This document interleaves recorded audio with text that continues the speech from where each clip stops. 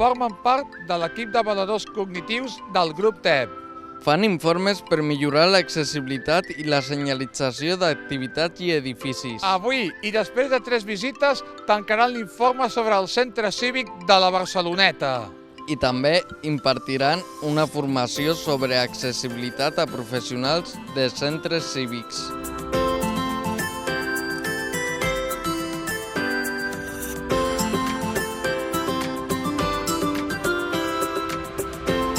Què reviseu d'un edifici per saber si és accessible? Pues las escaleras y el ascensor, que esté todo correcto. Com sabeu els aspectes que cal revisar? Hacemos unos cuestionarios y lo apuntamos todo. Los defectos que tiene una cosa y los que faltan por realizar. Por ejemplo, como hoy, el ascensor ese no está bien marcado. O sea, hay que mejorarlo más. Y entonces lo apuntamos todo y se propone. Per què són importants aquests informes que feu? Doncs mira, perquè molt sovint quan pensem en accessibilitat ens ve al cap l'accessibilitat física només, però molt pocs cops pensem en l'accessibilitat cognitiva, que és a dir, si els entorns, els productes, els serveis, les activitats són fàcils d'entendre. Evaluaremos lo que nos hemos encontrado en el centro cívico, lo imperfecto y lo perfecto. L'accessibilitat física té una normativa, no? Les rampes han de tenir una inclinació o una altra, no? Però l'accessibilitat cognitiva, si és fàcil d'entendre o no, no té una normativa. I llavors l'única manera de comprovar si un entorn és fàcil d'entendre o no és directament sobre el terreny, amb persones usuàries amb dificultats de comprensió que puguin veure les barreres dels espais a la comprensió. Si tu no entens un edifici, no podràs participar amb igualtat d'oportunitats en aquest edifici. O si tu no entens una activitat, no podràs formar-hi part com la resta. Llavors és molt important l'accesibilitat cognitiva perquè és un dret que et permet fer tots els altres drets. Ahora ya hemos cerrado el informe de evaluación del centro cívico. Y ahora le entregaremos a los responsables del Instituto Municipal de Personas con Discapacidad y a los responsables del centro cívico también.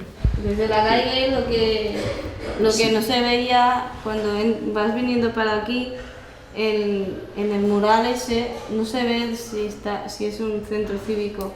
O sea, cuando llegas aquí sí, y aquí veis que sí que está, ¿vale? Pero si solamente vas directamente, no llegas a ver la B. Quins aspectes valoreu positivament d'aquest edifici?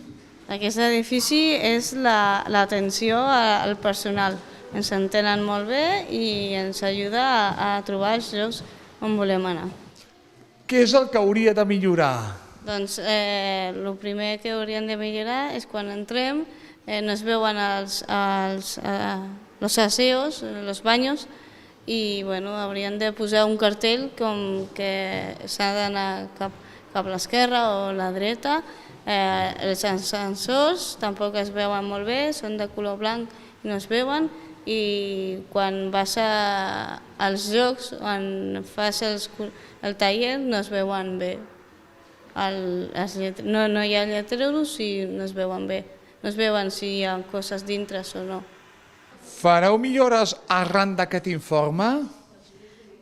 Ja ara teníem previst canviar la senyalètica de l'equipament i la volíem fer accessible i mirarem d'incorporar també l'accessibilitat cognitiva, aquesta millor orientació en l'espai a partir de les propostes que ens heu fet.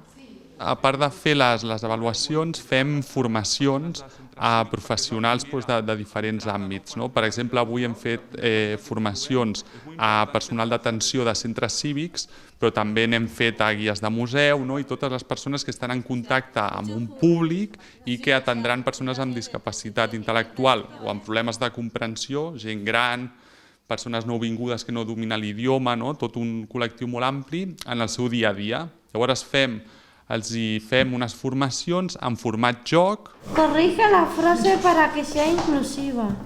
Los grupos de discapacitados disfrutan del centro cívico igual que los grupos normales. Todos los grupos disfrutan del centro cívico. Todos disfrutan del centro cívico. En algún momento vamos a hablar de discapacitados, de personas con discapacidad, ¿no? O diversidad.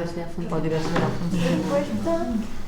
Los grupos de personas con discapacidad disfrutan del centro cívico igual que los grupos de personas sin discapacidad. No decir normal, sino sin discapacidad, o no una activitat normal, sinó sin adaptar o estàndard. Què us ha portat aquesta formació?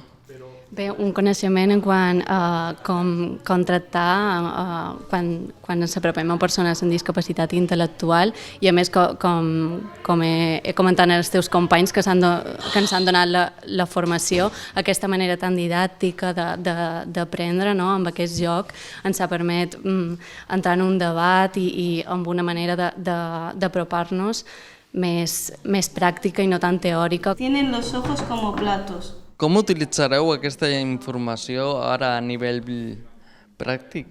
Sí, és el tema aquest del feedback, no? De quan tu estàs donant una informació, realment entendre que l'altra persona té la informació que tu l'has volgut donar.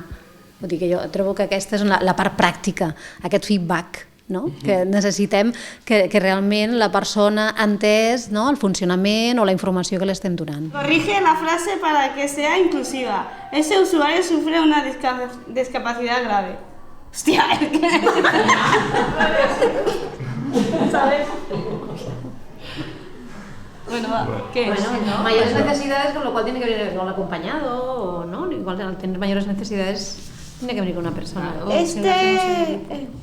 Ese usuario tiene una discapacidad con grandes necesidades de apoyo. Explicación. Usa verbos neutros y evita verbos con carga negativa. Aquesta, però com que és conjunta, no? Una para cada uno.